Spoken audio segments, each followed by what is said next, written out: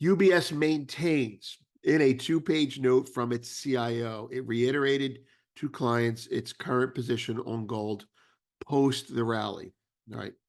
Number one, they maintain a bullish outlook for gold with projections of US dollar 2,700 by mid 2025, 2,600 by end of the year, by the way.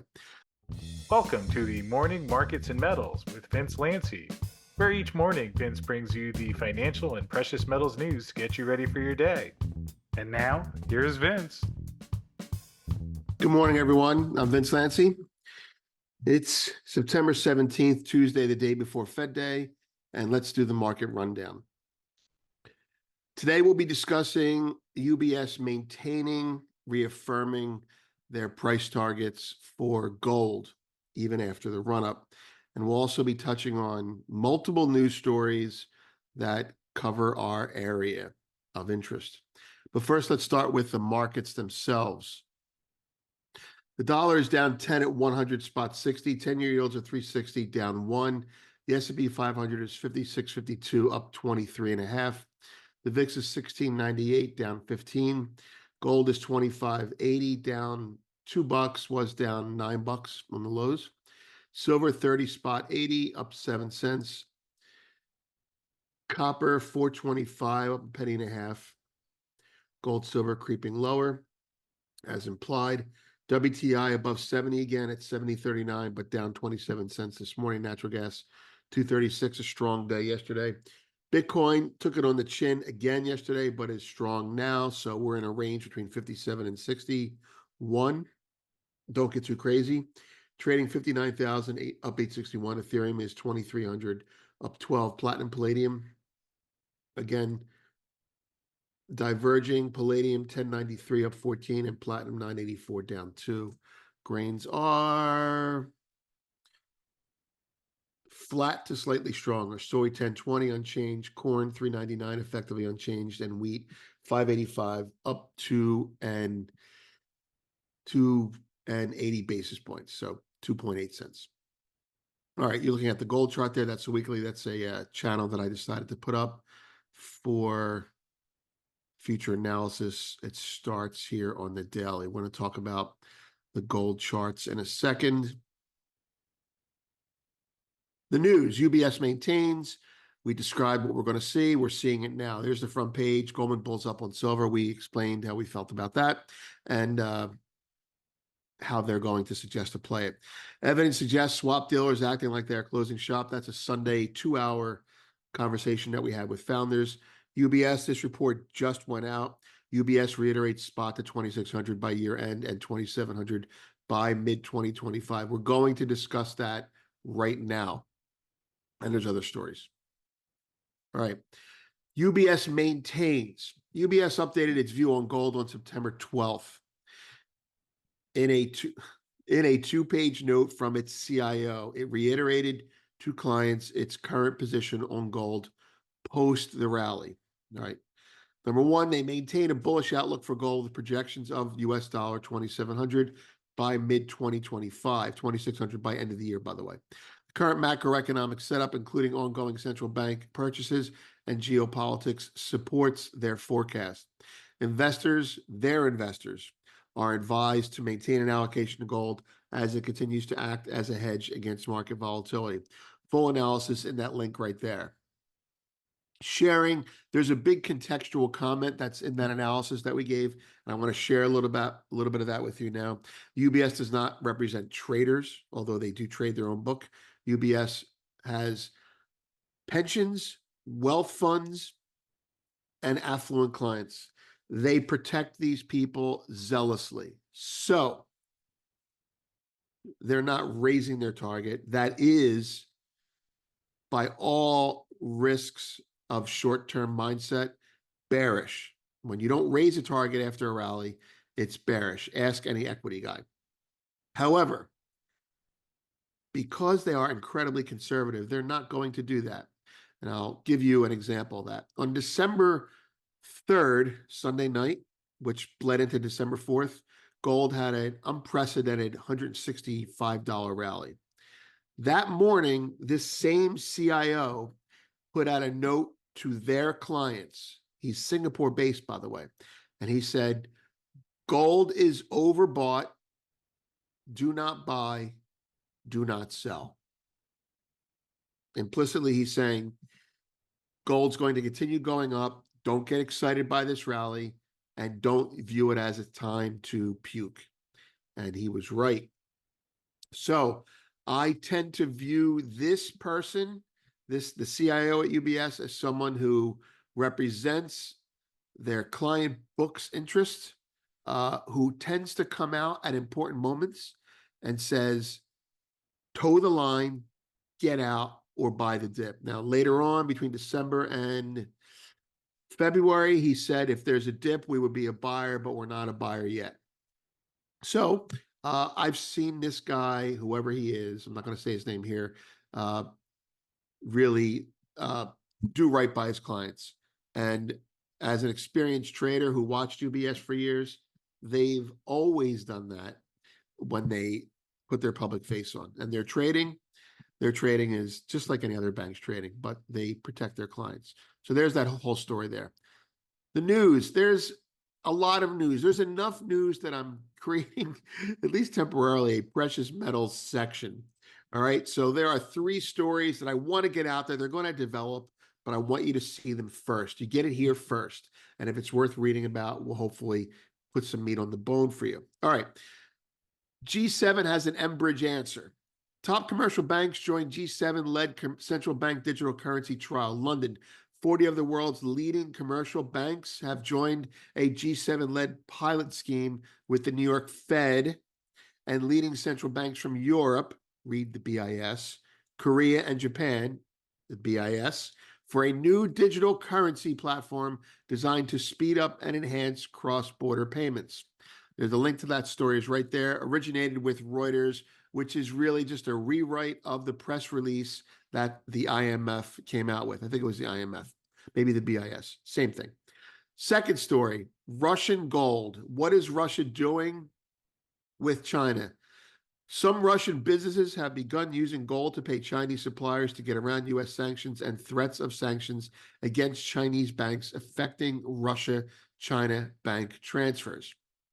This is out of an Asian story. The bottom line here is we all know about the Russian sanctions, but the U.S. is now threatening China with more sanctions against aiding and abetting Russia. So Russia is almost preemptively, carefully advising their businessmen and transactors of business in China to use gold whenever appropriate. And it goes through how they actually get the gold to them. They use carriers, what have you. That'll be replaced by blockchain down the road, but they will be using gold. Third story, tax abolition. New Jersey joins other states in eliminating sales tax on gold and silver. Mike, I'm not sure how to say his name, Mahari, noted this.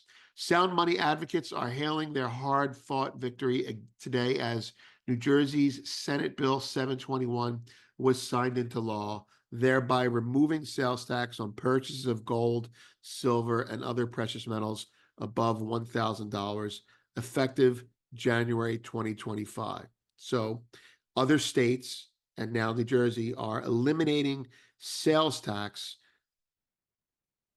being more permissive with the use of precious metals as a substitute for money itself. You can't tax money, so to speak. So there are implications for this, and the implications are exactly what you think they are. In any, just zooming out a little bit, the federal government, generally speaking, does not mandate what the states should do. Generally speaking, it waits for a majority of the states to agree on something, whether it be Roe v. Wade, when they passed it and when they removed it, whether it be pot, when enough states are in on it and have legalized it, then the federal government says, oh, we can make money off of that. And they're going to change the law. When enough states have this approach towards gold and silver, the federal government's going to do it as well. That's how these things happen. Ground up determines top-down behavior when it comes to policy. And this will also partially rescue the U.S. We need to own more gold and silver. And in doing this, it's going to encourage it at the individual and state level. And the federal government, it's going to clear the way for, in my opinion, down the road, a federal asset-backed bond, because there's going to be no local sales tax. When you buy a treasury, there's no federal, state, or local sales tax.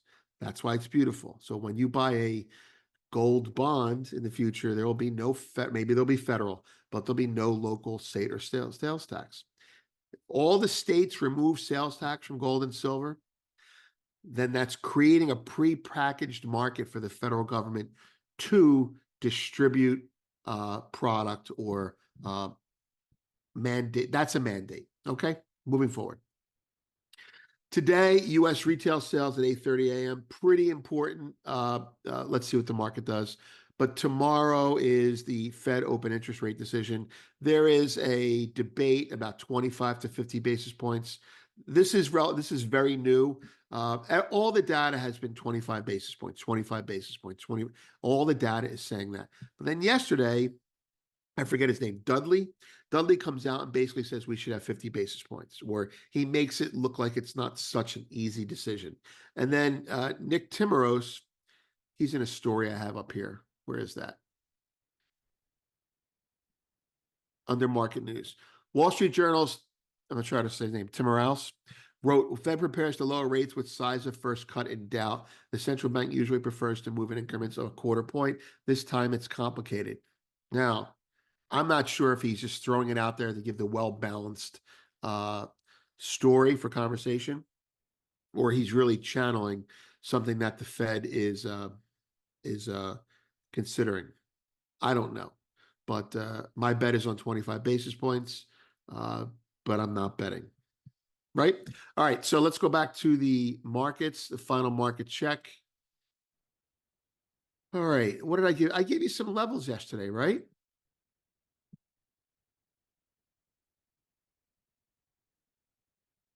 Here we go. Maintain gold bullishness on any day that does not, on today that does not settle below 25.4485.